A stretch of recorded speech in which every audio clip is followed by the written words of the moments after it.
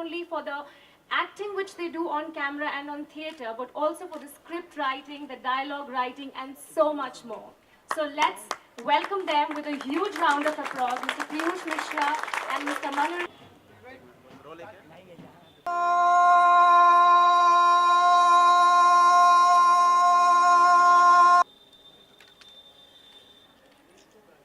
गालिब के मोमिन के ख्वाबों की दुनिया, मजाजों के मुनकलाबों की दुनिया।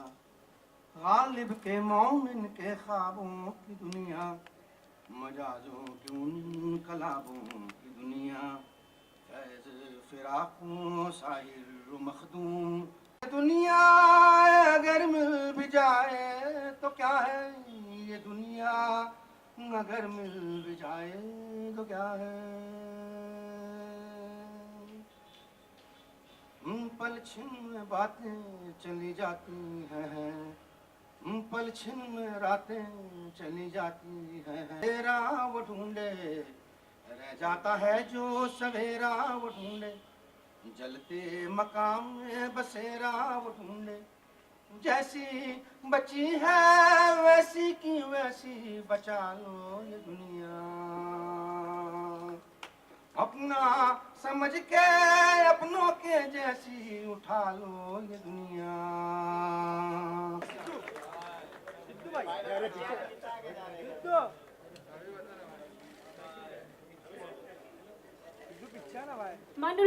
मनु ऋषि चड्ढा की कहानियाँ उतनी ही इंटरेस्टिंग है जितनी की वो, एंड आज हमारे सामने वो एक बहुत ही इंटरेस्टिंग, वो मैं पढ़ रहा हूँ तो मेरी है, पर उसके जो जज्बात हैं वो आई थिंक सब लोगों के हैं। यहाँ सुधीर भाई के भाई के भी रहे होंगे, शावना अंकल आपके भी रहे होंगे, जितनी यहाँ लड़कियाँ हैं। तो इस कहानी का शीर्षक भी है खिड़कियाँ, और ये जो फेस्टिवल है ये भी खिड़कियाँ ही है। तो मैं कहानी शुरू करता हूँ कि वो खिड़की पे आए, खिड़की पे खुलने का इंतजार करते होंगे। दिशा, रोली मेरी बीवी, सबकी मतलब कि सुशांत जो है वो भी इंतजार करता होगा। तो 16 की उम्र में उस खिड़की को निहारती, उसमें नई आंखें, नई मुस्कुराहट, एक नए किस्म की दिल में धड़कन, एक चेहरा, एक अदा ढूंढती और महसूस करती हमारी, हम सब की सांझी वो एक नजर, 16 की शट्टाक नजर। तो ये उस वक्त की बात है जब हम 16 के हुए। तो दिशा, हम लोग कहीं ऊपर यहाँ और सामने हम खड़े रहते, निहारते रहते उस खिड़की को मन की मुस्कुराती आंखों से, और साथ में चाचा, ताऊ, मामा, फूफा, मौसा, अड़ोसी पड़ोसी और किस्म किस्म के मोहल्ले के डिफरेंट टाइप्स ऑफ अंकलों से टेंशन में भी रहते। हाँ भाई, यहाँ कैसे खड़ा है भाई, हैं क्या दिखता रहता खिड़की की तरफ, बुलाओ तेरे पापा को, लाओ कान के नीचे। अबे वो अंकल, वो बड़ा भाई आ रहा है ना, तो इसका इंतजार कर रहा हूं मैं।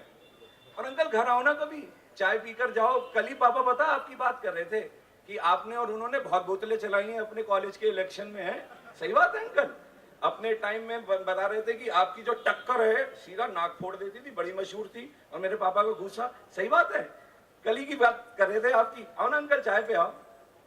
वो हमें मुस्कुराते हुए पर घूर कर चले जाते। अच्छा, पुरानी दिल्ली के जो आशिक है ना, वो घबराते तो हैं पर डरते नहीं है। ये वहाँ की हवा है, कुछ कमाल ही है, या शायद इश्क में ही कुछ कमाल होता है कि खुद ब खुद अपनी अपनी पुरानी दिल्ली हमारी बनी है ना, सबके पास होता है। कहते हैं ना कि शिद्दत हो तो राह निकल ही जाती है। तो कुछ सीनियर्स, कुछ उनके तजुर्बे और कुछ पुराने आशिकों के सिखाए योग आसनों की प्रैक्टिस करके हम उन अंकलों के भयानक चेहरे और भयभीत करने वाली आंखों से भी बच निकलते। कैसे? सवाल यह है कि कैसे। तो हम क्या करते हैं, हम अपने दोनों हाथों को मुट्ठी बंद कर कर ऊपर उठाते और 3 बार मुट्ठी को खोलते, पीठ कर कर खिड़की की तरफ खड़े हो जाते और निहारते रहते।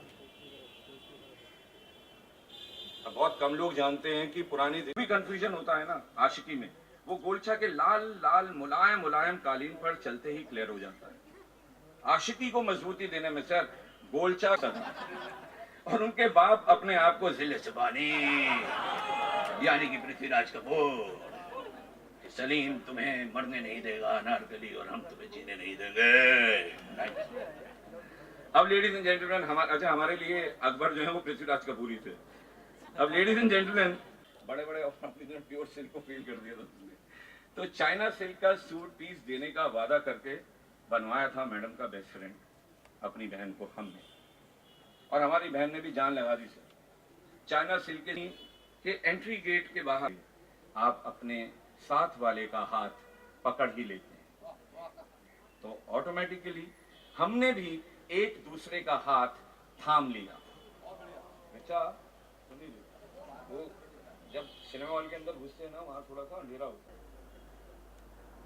और हमने उनकी चींची उंगली को थोड़ा सा दबाया। क्या बात है? मैडम ने, इतनी सर्दी है समोसे खा लो, गर्मा गर्म है। उसने कहा no ice cream, I love ice cream, I love ice cream, I love ice cream. मैंने खुद खाई थी पिछली सर्दियों में आइसक्रीम, पूरे खानदान की नींद आराम कर दी थी, खांस खांस के, और गला दर्द हुआ था अलग। शदाई की तो हमने 1000 दफा सुना होगा शदाई यानी बावला अपने माँ बाप के मुंह से। हमारी बहन ने भी सुना होगा शदाइन, व्हाट इज दिस बावला एंड ऑल। अब प्यार में बावला बावली तो निकल ही जाता है ना यार, इसमें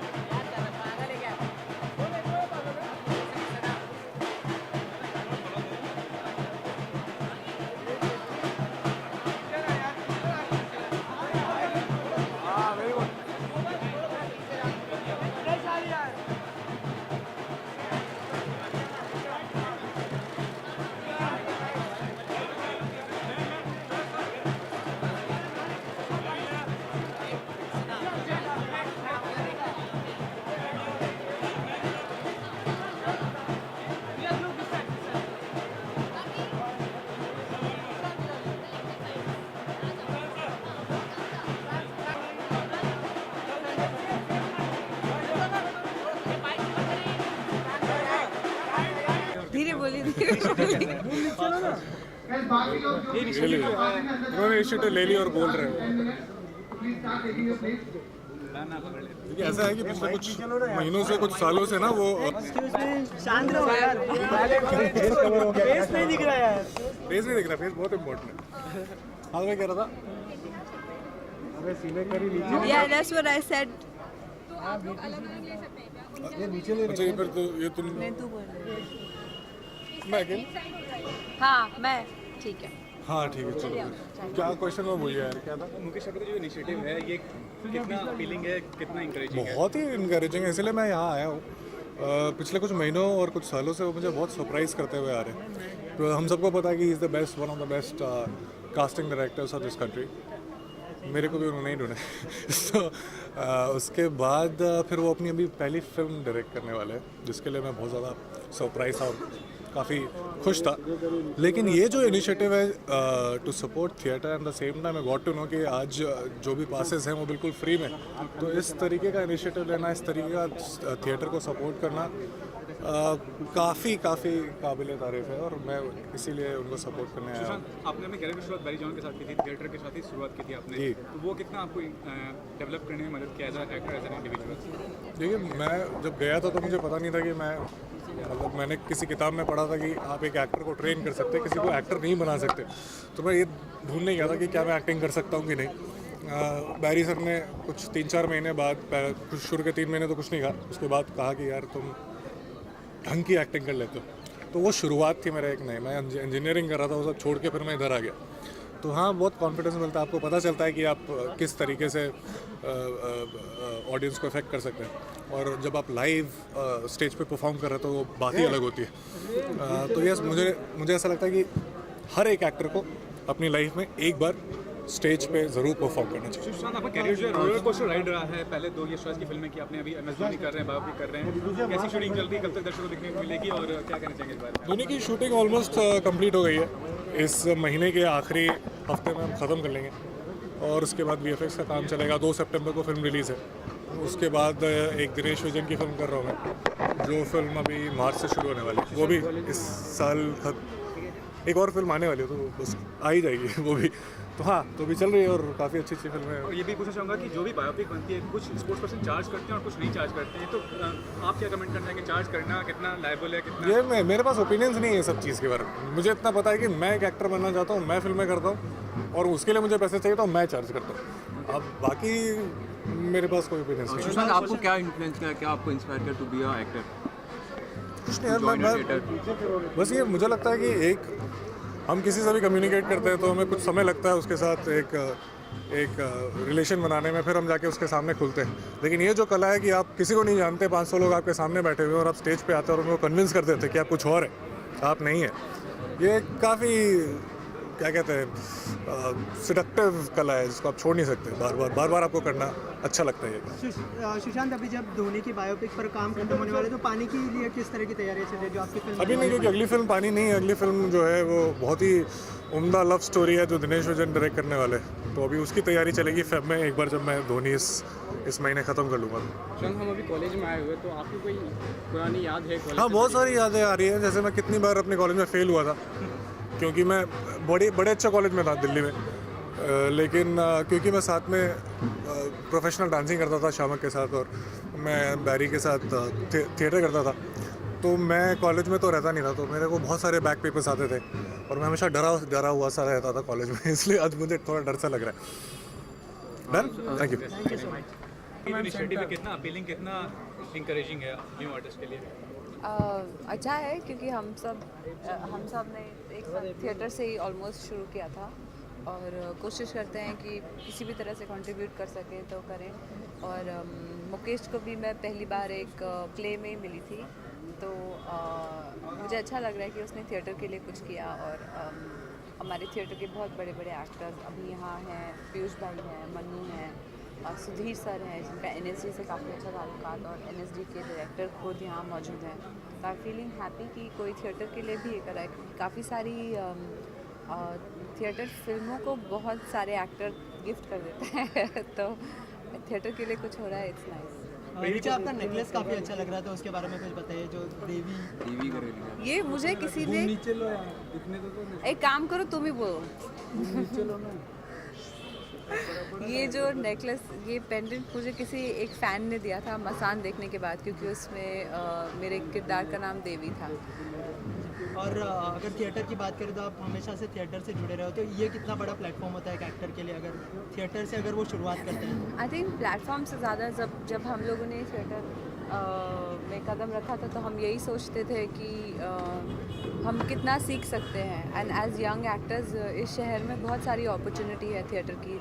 एक थेस्पो फेस्टिवल है, वो नेशनल होता है या नहीं मुझे मालूम नहीं, पर मैंने काफ़ी कुछ थिएटर की वर्कशॉप से ही सीखा। मैं कभी NSD या FTII नहीं गई, तो मुझे ये था हमेशा कि मैं कुछ अच्छा सीखूं, इसलिए थिएटर का मेरी ज़िंदगी में बहुत बड़ा योगदान रहा है। बढ़ती बॉलीवुड के साथ ऑडियंस अभी ज़्यादातर सिनेमा को ज़्यादा प्रेफर करती है और थिएटर को काफ़ी लिमिटेड ऑडियंस मिलती है, तो उसमें आप कुछ कहना चाहेंगे? नहीं, पर ये तो हमेशा से ही ऐसा रहा है, क्योंकि थिएटर में एक टाइम पे एक स्पेस में 200-300 हज़ार लोग, या बहुत बड़ा हो तो 5000 लोग हो सकते हैं, पर एक फिल्म एक टाइम पे बहुत सारे लोग देख सकते हैं, बिकॉज मीडियम इज़ डिफरेंट, तो उनका कोई कंपैरिजन नहीं है। बढ़ते बॉलीवुड के साथ क्या लगता है, जो थिएटर का जो क्रेज़ है लोगों में कम होते जा रहे हैं? बढ़ते बॉलीवुड के साथ बढ़ते बॉलीवुड के क्रेज़ के साथ जो थिएटर का जो क्रेज़ है वो कम होते जा रहे हैं? नहीं, थिएटर अपनी जगह है और फिल्में अपनी जगह, दोनों की अपनी जगह है सोसाइटी में, और दोनों हमेशा ही को एग्जिस्ट करेंगी। अगर फिल्मों की बात करें तो कोई पर्टिकुलर जॉनर है जिसमें आप खुद को एक्सप्लोर करना चाहती है आने वाले समय में? मैं करूँगी दोबारा। आई थिंक फुकरे 2 आएगी तो कॉमेडी फिर से एक्सप्लोर करने, पर मुझे कॉमेडी करने का काफ़ी मन करता है, बिकॉज मसान और ये सारी फिल्में बहुत सीरियस थी और मैं रियल लाइफ में बिल्कुल भी सीरियस नहीं हूँ। और I think I want to also do a romantic film, क्योंकि मैंने अभी तक कोई क्लीशे रोल नहीं किया है, तो मैं करना चाहती हूँ। नेहा जी, अगर रोमांटिक रोल करने का मौका मिले तो कौन से एक्टर के साथ करना चाहोगे आप? सब, एवरीबॉडी, कोई डायरेक्टर ऐसे जिससे आप काम जिसके सब। साथ आप काम करना चाहिए? सब। हाँ, ये पता होता है कि किनके साथ काम नहीं करना है, पर वो आपके सामने बोल नहीं सकता। Okay, thank you so much and all the best. Thank you. के लिए मुझे लगता है ये ऑडियंस के लिए भी इनकरेजिंग है, क्योंकि थिएटर की जगह होनी चाहिए। हम हमेशा कहते हैं रंगमंच कम है, तो मुझे लगता है कि 60 में करने की वजह से मुझे ऐसा लगता है कि एक नया ऐसा थिएटर का एक स्थान हो गया है। मुझे ऐसा लगता है आज इतनी भीड़ देख रहा हूँ मैं, मीडिया तो है ही, पर इतने एक्टर्स आए हैं, इतने सारे अपकमिंग एक्टर्स हैं, और हमेशा क्या प्रॉब्लम होती है कि कई सारे NSD के एक्टर्स हैं या लिखे पढ़े लोग हैं जो वर्कशॉप करते हैं, उनके लिए प्लेटफॉर्म नहीं बचता।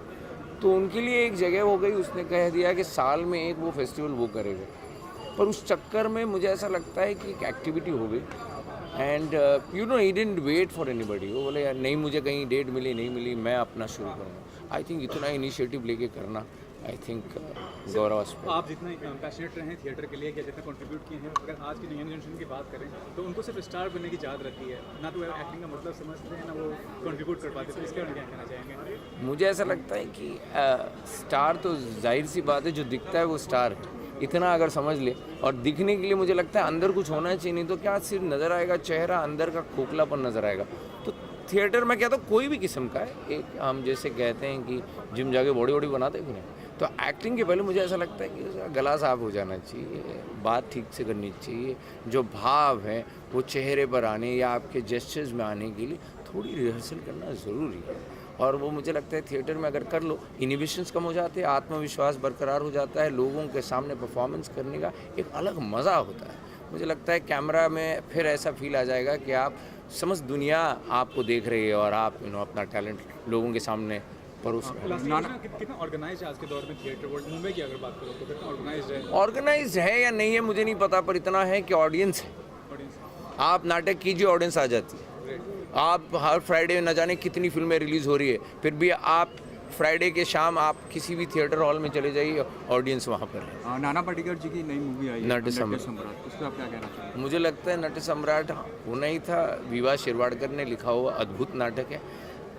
मुझे लगता है शेक्सपियर का इतना बेहतरीन एडेप्टेशन ऑफ किंग लियर, और मुझे लगता है कि अगर नाना ना होता तो वो सेलुलॉइड पे नहीं आता, और वो नाना में वो एक काबिलियत है, ताकत है उसे होल्ड करने की। वो मतलब मराठी में तो कहा जाता है कि एक्टर एक चरम सीमा पर पहुंच जाने के बाद अगर नट सम्राट करे तो वो एक्टर कहलाता है। तो मेरे ख्याल से नाना ने वो किरदार कर लिया। सर, जो नए फिल्म मेकर्स हैं, कोई मैसेज देना चाहोगे, कोई टिप्स देना चाहोगे? नए फिल्म मेकर्स ने, मुझे ऐसा लगता है कि स्क्रिप्ट जितनी समझते हैं उतने एक्टर्स को भी समझ लेना चाहिए, क्योंकि स्क्रिप्ट जो लिखेगा उसका अर्थपूर्ण लोगों तक अगर पहुंचाना हो तो वो एक्टर ही ज़रिया है। आपका सिनेमा टूल है, लेकिन एक्टर को समझना बहुत ज़रूरी है। मुझे लगता है उन लोगों ने थिएटर में आके ये समझ जाना चाहिए कि समा कैसे बनता है, तो वो एक्टर के थ्रू ही बनता है। Thank you so much.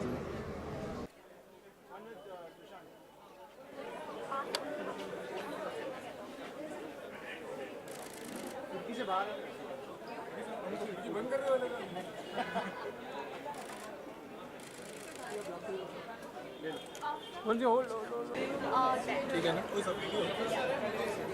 So what is your favorite?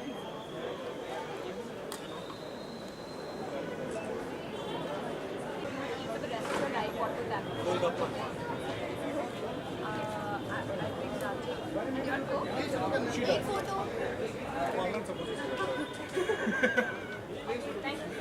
Thank you.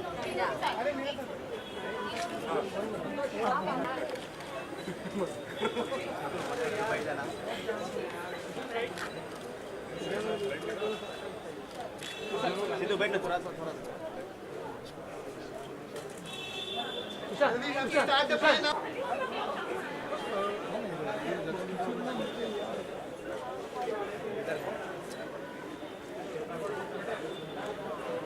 Sidhu हो जाएगा तो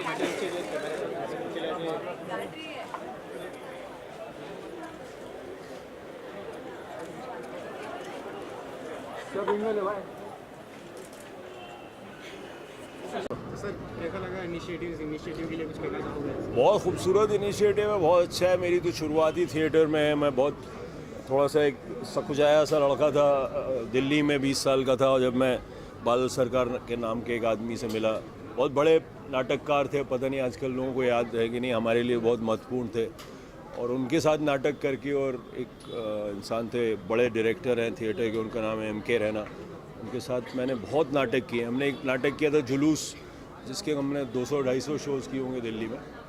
फिर उसके बाद मैं थिएटर से अलग हो गया और फिल्मों में आ गया, और मुझे लगा कि मैं बेहतर फिल्में बना सकता हूँ।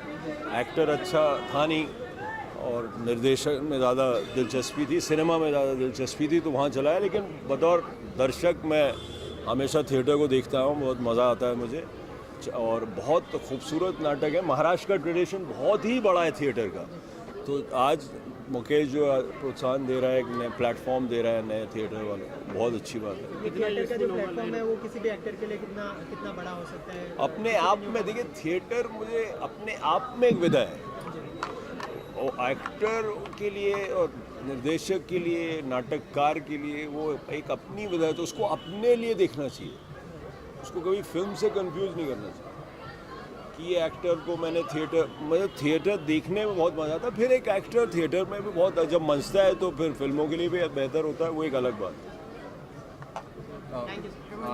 नाना पाटेकर जी की मूवी आई थी नट्टा संक्रांति, उस पर आप क्या कहना चाहेंगे? बहुत नाना कमाल एक्टर है। मैं देखी नहीं फिल्म, तो मैं उस पर फिल्म पे नहीं टिप्पणी कर सकता, पर मैंने नाना को बहुत बार थिएटर में देखा है, पुरुष में देखा है, ऐसे देखा है, तो बहुत कमाल के प्रेजेंस है, और वापस थिएटर करना चाहिए नाना। अच्छा, इतने दूर आने के बाद कहीं ना कहीं जो जहम है थिएटर की, कहीं ना कहीं खलती है अभी भी, मतलब याद आती है थिएटर की? बहुत याद आती है, बहुत याद आती है। और अगर मुझे लगता है कि मैं उसको फ्रिवलेसली ऐसे ही नहीं कर सकता, तो अब थिएटर के लिए अगर मैं करूं तो वापस 6-8 महीने देने पड़ेंगे मुझे, तो वो मेरे पास इस वक्त है नहीं वक्त, लेकिन मैं कभी करूँगा।